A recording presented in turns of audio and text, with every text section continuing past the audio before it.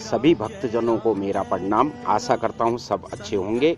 भक्तजनों, जो राम जी का राम सेतु का जो अध्याय है, उस अध्याय को मैं जो डाल रहा हूँ, वो अध्याय समझने के लिए आपको अपने मानव मस्तिष्क से थोड़ी सा ऊपर उठना पड़ेगा और ऊपर उठ करके ही आपको इसके बारे में सोचना पड़ेगा और पढ़ना पड़ेगा, सुनना पड़ेगा। यहाँ पर मैं आपको एक टिप्पणी दे रहा हूँ कि इन अध्यायों, इस पाठ को कौन समझ सकता है। इस अध्याय का दूसरा आधा भाग मानवीय ज्ञान से सरोवर है। ऐसा ज्ञान जो हमें मनुष्य मन की सीमाओं से बाहर ले जाता है, अथवा मुख्य धारा के भक्त जो अपने मानव मस्तिष्क से अत्यधिक रूप से जुड़े हैं, उन्हें यह ज्ञान ग्रहण करने में कठिनाई हो सकती है। फिर भी यह अध्याय प्रकाशित या जो आपको YouTube पे है डाला जा रहा है, क्योंकि श्री हनुमान जी का यह निर्देश है। शायद सेतु की ऑनलाइन कम्युनिटी में कुछ गृहस्थी मानव ऐसे जुड़ गए हैं जिनकी आत्मा हनुमान जी के साथ जुड़ गई है। सभी भक्तजनों, यह रामायण लिखने का 496वां दिन था। पाठ बहुत महत्वपूर्ण है। हनुमान जी ने खोला राम सेतु का भेद। यह अध्याय मानवता ज्ञान से सरोवर है। ऐसा ज्ञान जो हमें मानव मन की सीमाओं से बाहर ले जाता है। मुख्य धारा के भक्त जो अपने मानव मस्तिष्क से अधिक रूप से जुड़े हैं, शायद उनको इस ज्ञान को समझने में कठिनाई हो सकती है। भक्तजनों, ये ज्ञान वो ज्ञान है जिस ज्ञान को पाने के लिए बड़े बड़े ऋषि मुनि ज्ञानी जप तप होम करके इस ज्ञान को प्राप्त करते हैं और अपना जीवन सफल करते हैं और अंत में विष्णु लोक को जाते हैं। भक्तजनों, इस ज्ञान को पाने के लिए आपको सिर्फ हमसे जुड़ना पड़ेगा। जब भगवान राम ने रावण के विरुद्ध युद्ध करने की ठानी, तब करोड़ों वानर जाति की सेना में सम्मिलित होने के लिए इकट्ठे हो गए। लंका समुद्र के उस पार स्थित थी। इतनी बड़ी वानर सेना को समुद्र पार करवाना एक बड़ी चुनौती थी। भगवान राम ने सेनापतियों से सलाह करने के लिए बैठक बुलाई। बोलो सियापति रामचंद्र की जय। मेरे प्रभु राम सब कुछ जानते हुए भी, सब कुछ ज्ञान होते हुए भी उन्होंने सेनापतियों की एक बैठक बुलाई। सुग्रीव ने विचार रखा, प्रभु हम पूरी सेना को लंका में नहीं उतार सकते हैं। लंका के बाहरी हिस्से में इतनी बड़ी संख्या में सेना को ठहराने की व्यवस्था नहीं हो पाएगी। शत्रु की धरती पर सेना के लिए भोजन आदि की कमी पड़ जाएगी, अथवा हमें केवल आधी सेना के साथ आगे बढ़ना चाहिए।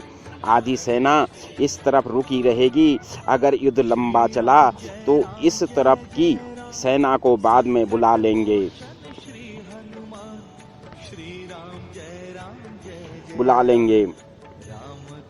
हमारे पास करम बल जितनी नौकाएं की आवश्यकता पड़ेगी, वे जल्दी ही बन जाएंगे। बोलो सियापति रामचंद्र की जय।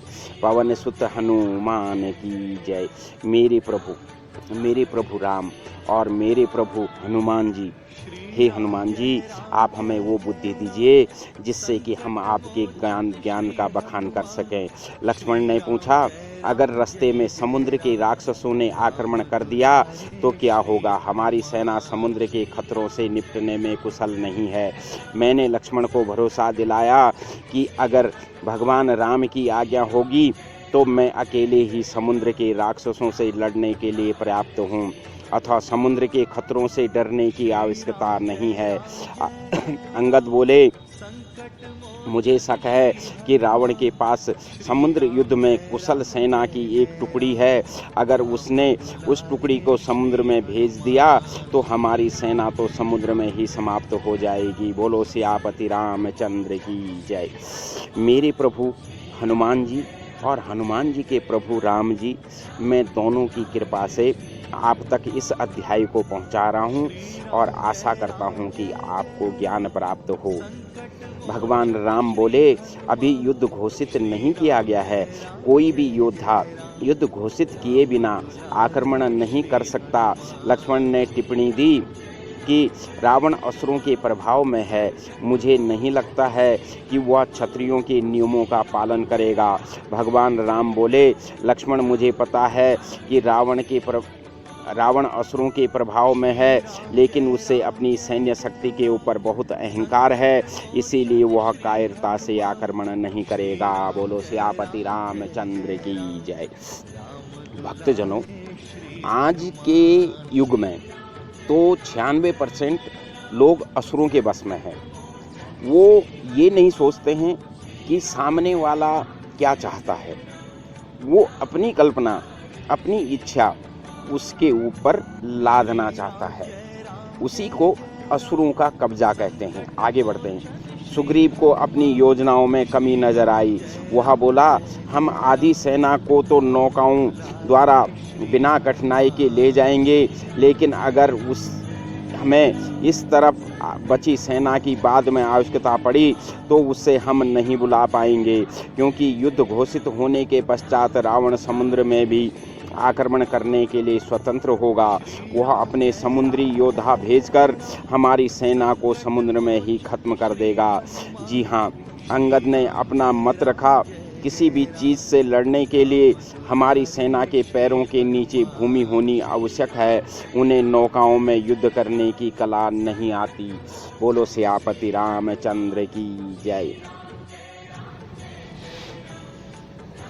भगवान राम बोले, अगर हम समुद्र में सेतु बना दें तो कैसा रहेगा। सेतु का पैरों के तले होना भूमि होने जैसा ही है। सेतु के मार्ग से बाकी सेना को बुलाने में समस्या नहीं आएगी। सभा में उपस्थित सभी ने आश्चर्य भरी दृष्टि से एक दूसरे को देखा। समुद्र पर सेतु। सुग्रीव बोले, यह संभव नहीं है प्रभु। नल इससे संभव कर सकता है। प्रभु राम बोले, नौ नल, हाँ, नल नाम का एक कुशल वानर है तो सही जो सेतु बनाना जानता है, लेकिन उससे आप कैसे जानते हैं प्रभु। सुग्रीव ने आश्चर्य से पूछा, हे प्रभु, आपकी सदा ही जय। आप तो अंतर्यामी हैं, संपूर्ण सृष्टि को जानते हैं, इसीलिए मैं हनुमान जी के साथ आपकी जय करता हूँ। हे राम जी, आप सदैव सब पर कृपा बनाए रखे। इसी कामना के साथ आगे बढ़ते हैं। यह एक अनुचित प्रश्न था। भगवान राम सर्वशक्तिमान प्रभु तो सबको जानते हैं, ऐसे कैसे हो सकता कि वे किसी को ना जानते हों। मैं बोल पड़ा, क्यों ना हम नल को बुलाकर पूछें कि वह सेतु निर्माण कर सकता है या नहीं। सुग्रीव ने तुरंत उत्तर दिया, वह वानर केवल एक वृक्ष से दूसरे वृक्ष के बीच सेतु बना सकता है, वह समुद्र में सेतु नहीं बना सकता है। यह असंभव है। मुझे ज्ञान था कि प्रभु श्री राम के लिए कुछ भी असंभव नहीं। मैंने जोर डालकर कहा, नल को बुलाकर उसी से पूछते हैं। बोलो सियापति रामचंद्र की जय। पवन सुत हनुमान की जय। भक्तजनों, मेरे प्रभु की जब कृपा होती है, जब राम की कृपा आपके ऊपर हो जाती है, तो कुछ भी असंभव नहीं रहता। अंगद नल को बुलाने चला गया। जब अंगद पुनः सभा कक्ष में आया, नल उसके साथ था। नल आश्चर्यचकित था कि प्रभु राम उससे जानते थे और करोड़ों वानरों में से भी उसे बुलाया था। अंगद नल की तरफ से बोला, प्रभु, मैंने नल से पूछा, वह कहता है कि वह पानी में सेतु नहीं बना सकता। प्रभु राम नल की ओर मुस्कुराए और बोले, नल हर सर्जनशील जीव भगवान विश्वकर्मा का रूप है। अगर तुम दो वृक्षों के बीच सेतु बना सकते हो तो तुम यहाँ से लंका के बीच भी सेतु बना सकते हो। क्या तुम नहीं बना सकते?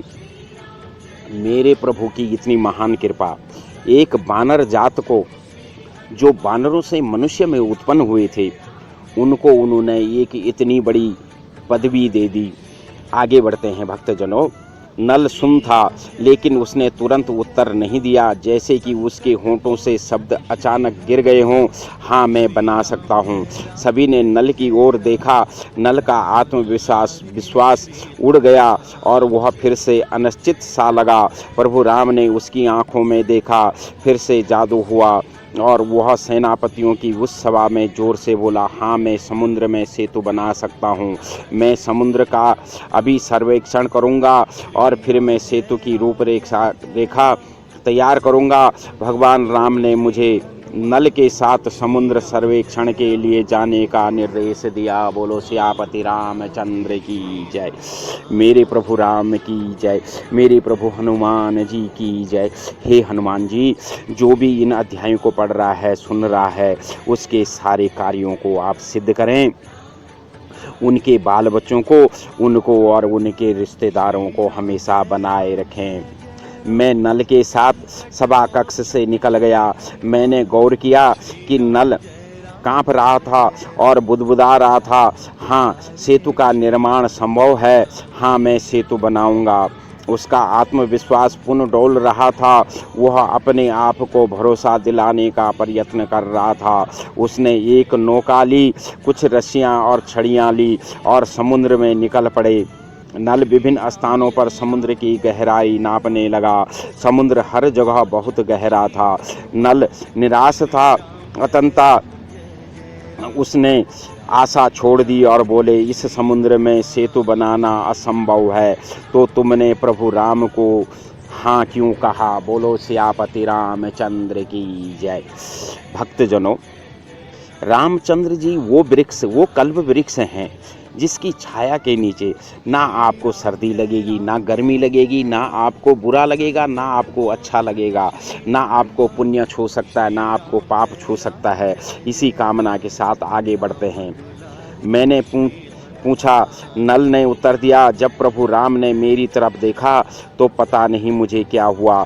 मुझे अभ्यास हुआ कि मैं विश्वकर्मा हूँ और मैं किसी भी चीज़ का सर्जन कर सकता हूँ। लेकिन जैसे ही मैं सभागृह से बाहर आया, मुझे अभ्यास हुआ कि मैं तो केवल एक साधारण वानर हूँ। मैं बोला, ओ नल, अगर भगवान राम को तुम्हारे ऊपर विश्वास है तो अवश्य ही तुम्हारे अंदर कोई विशेष शक्ति है। चाहे पानी कितना भी गहरा हो, तुम सेतु बना सकते हो। लेकिन कैसे? नल असहाय होकर बोला, मैं कैसे कहूँ, यह बिल्कुल असंभव है। मैं इस गहरे पानी में एक स्तंभ भी खड़ा नहीं कर सकता हूँ। बोलो सियापति रामचंद्र की जय। भक्तजनों, ये रामायण असली है। इसी से आपको पता लगेगा कि समुद्र में जो पुल बांधा गया वो कैसे बांधा गया। हम समुद्र के बीचों बीच नौका चला रहे थे। नल अपने ऊपर इतनी बड़ी जिम्मेदारी पाकर भयभीत हो रहा था। उसने मुझसे प्रार्थना की कि मैं कोई सुझाव दूं। मैंने उसको आंखें बंद करके प्रभु राम का जप करने का सुझाव दिया। उसने अपने आंखें बंद की और प्रभु राम के नाम का जाप करने लगा। मैं उसके चेहरे पर तेज देख सकता था। मैं बोला, हे आत्मा, जो प्रभु राम के नाम का जाप कर रही है, तुम कौन हो? अपना परिचय दो। बोलो सियापति रामचंद्र की जय। पवन सुत हनुमान की जय। भक्तजनों, जब ये अध्याय अभी और डलेगा, ये पहला भाग में डाल रहा हूँ। जब मैं दूसरा भाग डालूंगा तो आपको राम सेतु का पूरी जानकारी लग जाएगी। इसके बाद में आपको जो मकर ध्वज है, पाताल लोक का अध्याय डालूंगा। भक्तजनों, अध्याय मैं आपको इन अध्यायों को बहुत लंबा नहीं खींच रहा हूं और बहुत लंबा खींचना भी नहीं चाहता हूं। जितना आपको आवश्यकता है मैं उतना ही आपको बता रहा हूँ। अपनी आंखें बंद किए हुए नल ने उत्तर दिया, मैं नल हूँ, विश्वकर्मा का एक रूप। मैं अपने आप को समुद्र के बीचों बीच नींव खोदते हुए देख रहा हूँ। मैं स्वयं को समुद्र का सीना चीरते हुए देख सकता हूँ। हाँ, मैं यह कर सकता हूँ। हाँ, मैं यह अवश्य करूँगा। मुझे नल के चेहरे पर भगवान विश्वकर्मा की झलक दिखाई दी। मैंने उससे आंखें खोलने को कहा। जब उसने आंखें खोली तो उसने कुछ विचित्र देखा। वह चिल्लाया, अग्नि के गोले। मैंने पीछे मुड़कर देखा तो पाया कि नल हमारी नौका से कुछ मीटर दूर स्थित एक बड़े मगरमच्छ की ओर संकेत कर रहा था। अपनी गदा पर पकड़ मजबूत करते हुए मैंने पूछा, अग्नि के गोले नहीं, यह तो कोई जलचर जीव है। बोलो सियापति रामचंद्र की जय। लेकिन मुझे इस मगरमच्छ में कुछ विचित्र नजर आया। उसकी आंखें दो आग के गोले की तरह लग रही थी और वह बिल्कुल मेरी ओर देख रहा था। नल ने जोर देकर कहा, अवश्य प्रकाश का कोई भ्रम रहा होगा और कुछ नहीं। मैंने नल को आश्वासन दिया, लेकिन यह मगरमच्छ मुझे भी संदेहपद लग रहा है। एक साधारण समुद्री मगरमच्छ हम पर आक्रमण करने आना चाहिए था, लेकिन जब हमने उसकी ओर देखा वह दूर चला गया। नल बोला, मुझे पता नहीं ऐसा क्यों लग रहा है कि वह मगरमच्छ रावण का जासूस है। क्या हमें उसका पीछा करके सत्य पता नहीं करना चाहिए। बोलो सियापति रामचंद्र की जय। भक्तजनों, आपको बाद में पता लगेगा कि जो मगरमच्छ की ये बात कर रहे हैं ये कौन है, जब आप पाताल अध्याय के अंदर आएंगे। आगे बढ़ते हैं। नहीं, मैं बोला, समुद्र में ऐसे बहुत सारे जीव हैं, हमें केवल अपने कार्य पर ध्यान देना चाहिए। मैं उन जीवों पर तभी आक्रमण करूंगा जब वे हमें कोई हानि पहुंचाने का प्रयास करेंगे। बोलो सियापति राम। तब मुझे तुम्हारे शुरू करें, लेकिन कुछ पल पहले तुम्हारा मुख कार्य। ओहो, नल बोला, हमारे पास जो कार्य है वह असंभव है। मुझे कुछ समझ नहीं आ रहा है कि कहाँ से शुरू करें, लेकिन कुछ पल पहले तुम्हारे मुख दैविक शक्तियों से दीप्यमान था। जब तुम भगवान राम के नाम का जाप कर रहे थे तब मुझे तुम्हारे मुख में भगवान विश्वकर्मा के दर्शन हुए थे। मैंने उसे बताया। नल मजाक करते हुए बोला, यह सेतु तभी बन सकता है अगर चट्टाने समुद्र में तैरने लग जाए। बोलो सियापति रामचंद्र की जय। पवन सुत हनुमान की जय। भक्तजनों, आज के युग में रामायण रामचरितमानस इतने भ्रमित लोगों ने लिख दिए कि वो कई लोगों के मन में भ्रम पैदा कर देते हैं। मैंने गंभीरता से कहा, अगर भगवान राम की इच्छा हो तो कुछ भी असंभव नहीं। अगर भगवान राम ने सोचते हैं कि तुम सेतु बना लोगे तो जाओ और आराम करो। कल सुबह भगवान राम के नाम का जाप करते हुए समुद्र में पत्थर फेंकना शुरू कर देना, वे तैरने लगेंगे। अगर भगवान राम की इच्छा हो तो। नल को पूर्ण विश्वास तो नहीं हुआ, लेकिन उनके पास और कोई विकल्प नहीं था। मैंने उसको सर्वेक्षण बंद करने को कहा। मैं उसको समुद्र के सदर समुद्र में ले गया और उसे भिन्न भिन्न प्रकार के समुद्री जंतु दिखाए। उसने समुद्र दर्शन बाल उत्कर्षता के साथ किया। सेतु की बात उसके मन से निकल गई। बोलो सियापति रामचंद्र की जय। पवन सुत हनुमान की जय। जब हम देर शाम अपनी सैन्य छावनी में लौटे, अंगद और सुग्रीव ने पूछा कि सर्वेक्षण पूरा हुआ कि नहीं। नल के पास कोई उत्तर नहीं था। मैंने उसकी तरफ से उत्तर दिया, हाँ, सर्वेक्षण पूरा हो चुका है। नल कल सेतु निर्माण आरंभ करेगा। मैंने भगवान राम को मेरी तरफ मुस्कुराते देखा। वे यह सत्य जानते थे कि हम लोग सर्वेक्षण नहीं बल्कि पूरा दिन समुद्र दर्शन कर रहे थे और नौका सैर का आनंद ले रहे थे। वे यह भी जानते थे कि हमें तनिक भी विचार नहीं था कि सेतु कैसे बनेगा। बोलो सियापति रामचंद्र की जय। पवन सुत हनुमान की जय। मेरे प्रभु की इतनी महान कृपा है मेरे ऊपर। हे हनुमान जी, मैं आपके चरणों में प्रणाम करता हूँ और आपसे प्रार्थना करता हूँ, संपूर्ण जन का कल्याण कीजिए। अभी अगली सुबह सबकी दृष्टि नल पर थी। सभी सेनापति समुद्र किनारे एकत्रित थे। नल समुद्र किनारे इस तरह टहल रहा था जैसे वह कुछ माप रहा हो। उसे छेड़ने के विचार से मैंने पूछा, हे महान नल, निर्माण कहाँ से शुरू किया जाए?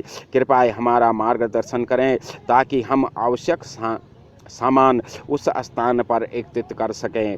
स्वाभाविक था कि नल बेचैन था, उसके होंठ गतिमान थे, वह धीरे धीरे राम नाम के का जाप कर रहा था।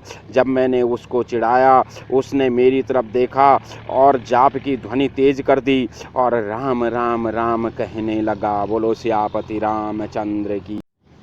भक्तजनों, यही राम की महानता थी और यही उनकी सेना की महानता थी। आगे अध्याय जारी रहेगा। इसी के